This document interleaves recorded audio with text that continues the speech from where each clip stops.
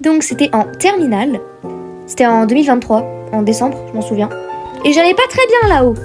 Et je me suis dit, pourquoi pas se bourrer la gueule. Ça peut être une bonne idée. Sauf qu'en fait, faut savoir que je suis quelqu'un qui sait pas doser. Je sais pas estimer, je sais pas évaluer, je sais pas doser. Du coup, je me suis dit, tiens, et si j'allais remplir la moitié d'une bouteille de cristalline avec de l'eau de vie russe? Bah non. Quand je parle de bouteilles de cristalline, je parle des grosses bouteilles de 2 litres. Ouais, non, j'abuse. Mais bref, vous avez compris, c'est les grosses bouteilles, j'ai rempli presque la moitié. Et je me suis dit, ouais, je vais juste être un peu pompette. La preuve que je ne sais pas doser.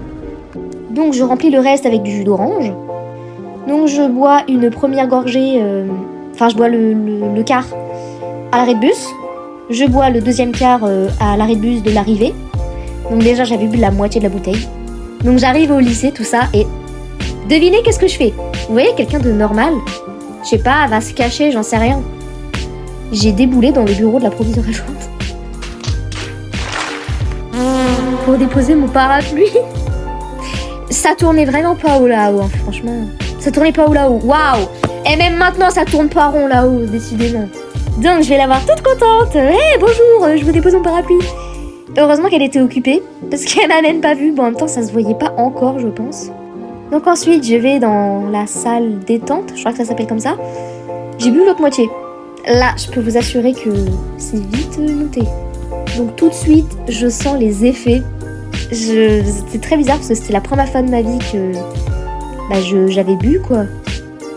Je parle de l'eau, bien sûr, hein. C'est la première fois de ma vie que je bois de l'eau, de vie, de Russie.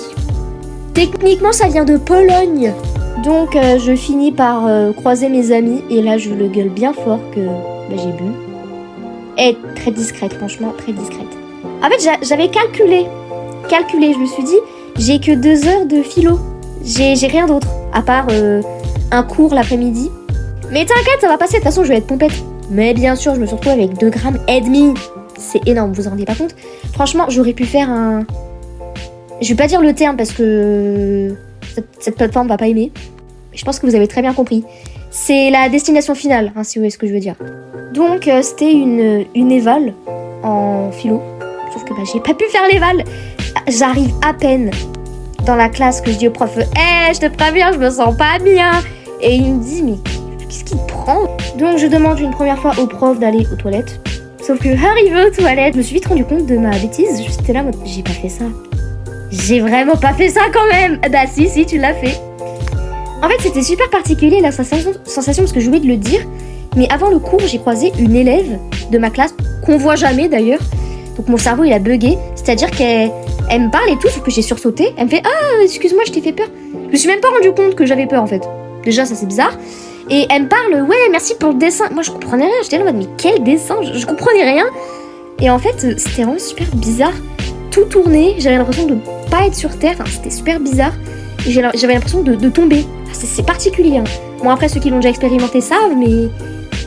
Donc, je retourne en cours, et là, je dis au prof, bon, je me sens vraiment pas bien, là. Il me dit, mais tu vas aller à l'infirmerie? Oui. Donc, il y a une fille qui m'emmène. Et par contre, je tenais pas droit. Je tenais pas droit. Alors, j'ai une pote sur 1 milliard de personnes qui a remarqué. Voilà, elle m'a dit, meuf, ça se voit. Elle m'a débrief après, en fait. Donc cette fille m'emmène et elle me dit qu'est-ce qui t'arrive? Et là j'ai inventé un mytho du futur. Ouais, j'ai fait une nuit blanche cette nuit, du coup je suis en train de faire un malaise. Et elle me fait je te comprends, ça m'arrive pareil. Le pire c'est qu'elle y a cru. Donc elle est obligée de me tenir parce que je tenais pas debout. Et comment ils ont fait les gens pour se rendre compte de rien? Je comprends pas.